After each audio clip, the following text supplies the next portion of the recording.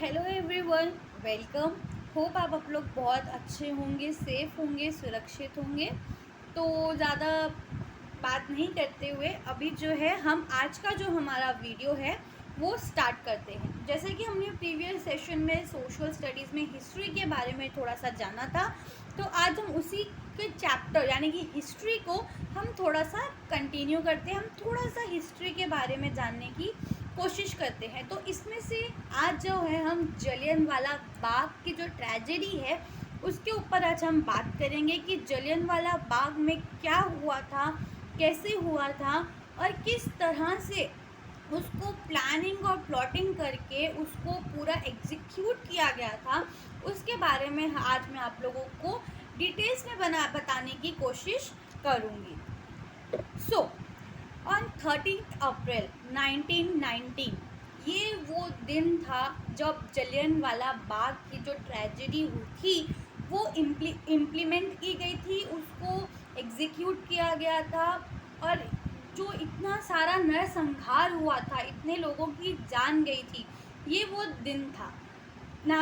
13 अप्रैल 1999 वो एक ऐसा दिन था जब ब्रिटिश सरकार के ऊपर एक ब्लैक स्पॉट जैसा हो लग गया था कि ब्रिटिश सरकार ने हिंदुस्तानियों के साथ कितना कुछ गलत किया है और वो कितना कुछ और हमारे साथ कर सकते थे।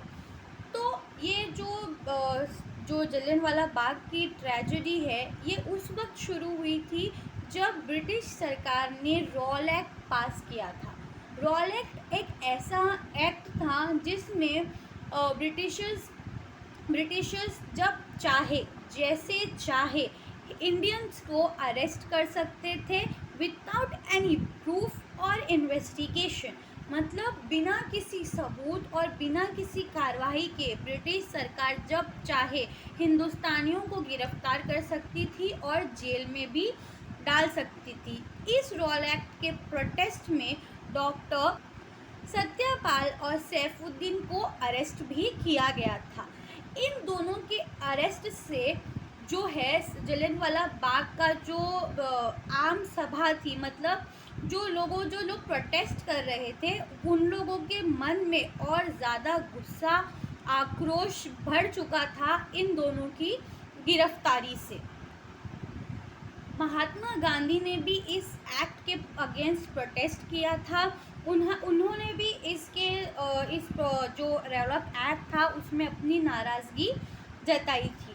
इस रॉलेट एक्ट के अगेंस्ट प्रोटेस्ट करने के लिए जलियांवाला बाग में एक बहुत बड़ी मीटिंग बुलाई जाने वाली थी, एक जिसे आम सभा का नाम दिया गया था। आम सभा में लोग इस जलियांवाला बाग के अगेंस्ट प्रोटेस्ट करते और उस पर अपनी नाराज़गी जताने वाले थे। लेकिन इन सब चीज़ की खबर ऑलरेडी जनरल डायर को मिल चुकी थी। जनरल डायर को पता चल चुका था कि जलियांवाला बाग में ये सब होने वाला है। 13 अप्रैल 1919 में उस दिन पंजाब में बैसाखी का त्यौहार था। और जैसे कि हम सब जानते हैं कि बैसाखी जो है पंजाब का एक बहुत ज़्यादा पैमाने पे मनाने वाला फेस्टिवल है। तो तकरीबन 25,000 लोग उस जलियांवाला बाग में मौजूद थे, वहाँ पर आए थे त्यौहार मनाने के लिए और आम सभा में अपनी बात रखने के लिए। जैसे ही आम सभा की जो मीटिंग थी वो ख़त्म हुई, वहाँ पे जनरल डायर आ चुका था और उसने चारों तरफ से जलियांवाला बाग को घेर लिया था और उसने जो मेन एंट्रेंस था जलियांवाला बाग का उस पे उसने तोप रख दी थी। अब जलियांवाला बाग में जो 25,000 लोग मौजूद थे उन्हें कहीं आने जाने की, भागने की कोई जगह नहीं थी। लेकिन उनको कुछ पता चले, उन्हें कुछ महसूस हो, उससे पहले ही जनरल डायर ने फायर का ऑर्डर दे चुका था। फायर का ऑर्डर मिलते ही उसके सारे सिपाहियों ने विदाउट एनी वार्निंग, बिना कोई चेतावनी के नॉन स्टॉप गोलियां चलाना स्टार्ट कर दी, जिससे पूरे बाग में हफड़ा तफड़ी मच गई। लोग अपनी जान बचाने के लिए इधर उधर भागने लगे, बट उनके पास कोई भी रास्ता नहीं था यहाँ से भागने का कोई रास्ता नहीं था उनके पास। जनरल डायर 50 राइफल्स के साथ, अपने सैनिकों के साथ उधर पहुंचकर नॉन स्टॉप फायरिंग करने लगा था, जिससे लोग इतना घबरा गए कि वो वहाँ पे मौजूद एक कुएं में जाकर अपनी जान बचाने के लिए उसमें कूदने लगे। बट वही चीज़ थी, वो कुएं में कूदने के बावजूद भी उन लोगों ने अपनी जान गंवाई। कुछ लोगों ने दीवार फांद के जाने की कोशिश की, पर अनफॉर्चुनेटली उनकी जान नहीं बची, वो वहाँ से मारे गए। इन सब में ऐसा हुआ कि लोगों जो आंकड़ा बताया गया मरने वालों का, वो कोई 120 बताया गया। उसके बाद जब जनरल डायर के ऊपर इन्वेस्टिगेशन हुई, जब उसके ऊपर केस फाइल किया गया, जब तो ब्रिटिश की जो सरकार थी उस वक्त में, उन लोगों ने कहा, उसके जो इन्वेस्टिगेशन ऑफिसर थे माइकल ऑडवेयर, उन्होंने जब जनरल डायर से पूछताछ की, उन्होंने जब उनसे पूछा, तो जनरल डायर का कहना था कि अगर मैं उन्हें नहीं मारता तो वो मुझे मार देते। वो मेरे अगेंस्ट जो है प्लानिंग एंड प्लॉटिंग कर रहे थे। अगर मैं उन्हें नहीं मारता तो वो मुझे मार देते। मैंने अपने सेल्फ डिफेंस में इन पर हमला किया था।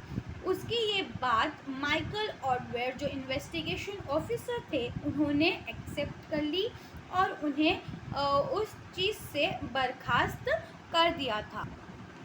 इसके बाद ये जो केस है जनरल डायर का, ये लाहौर में हंटर कमीशन के पास भेजा गया था, जिसमें उन्होंने जनरल डायर की बात सुनी और उन्हें एकदम निर्दोष साबित कर दिया गया। लेकिन उस पर भी उन्हें ये ऑर्डर मिला कि उन्हें इंडिया छोड़ना होगा और अब वो इंडिया में सर्विस नहीं कर सकते हैं। लेकिन इसी के साथ साथ उन्हें जो है प्रमोशन भी मिला गया। इसी हंटर कमीशन के द्वारा रिपोर्ट आई कि जलियांवाला बाग की ट्रेजेडी में 370 लोगों की मौत हुई है। बस ये तो एक आंकड़ा था, बल्कि उसमें हज़ारों लोगों की, उससे ज़्यादा लोगों की मौत हुई है। किसी ने अपना भाई, किसी ने अपना बेटा, किसी ने अपनी माँ, किसी ने अपनी बहन, अनगिनत रिश्तों का उसमें जो है नरसंहार किया गया था। इसके बाद 1927 में जनरल डायर की किसी बीमारी के कारण उनकी उस वक्त मौत हो गई थी। लेकिन इस पूरी जलियांवाला बाग की ट्रेजेडी में जो उधम सिंह थे, वो बाई चांस वो बच गए थे, उनकी जान बच गई थी। तो उन्होंने अपने आप में एक निश्चय कर लिया कि मैं इस इंसान को, जिसकी वजह से ये नरसंहार हुआ है, जिसकी वजह से ये इतना हमने फेस किया है, मैं उसको सज़ा ज़रूर देते रहूँगा।